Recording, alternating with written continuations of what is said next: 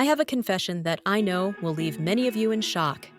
Hi, welcome to Confess and Connect, where we bring you the most intriguing and jaw-dropping stories.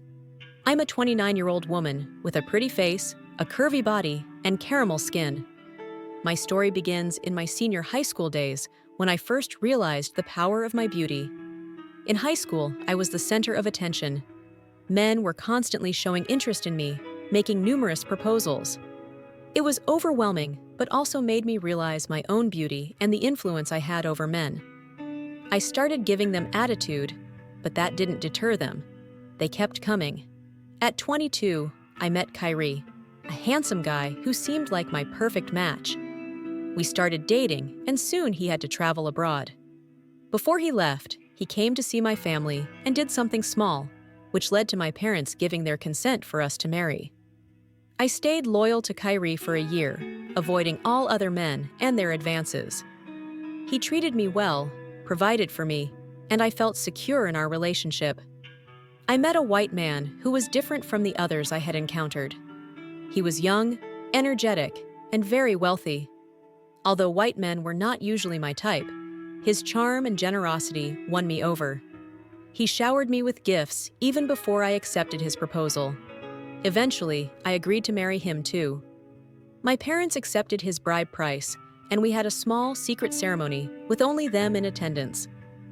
He bought me another apartment since I was still living in Kyrie's house, and with his frequent travels, it was easy to keep him in the dark.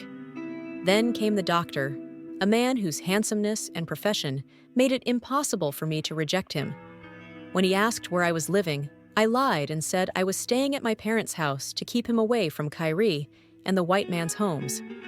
He got me a 2-bedroom apartment, and after proposing to me, he visited my parents with drinks, sealing the deal with their smiling faces. That's how I ended up married to 3 men without any of them knowing about the others. Last year, Kyrie returned to the country in June, and by July or August, I found myself pregnant. I had been intimate with all 3 husbands during that time, so each one believed they were the father. Now, with the baby born, they all want to have a big ceremony to name the child. I tried to convince them to keep it small, but none of them agreed.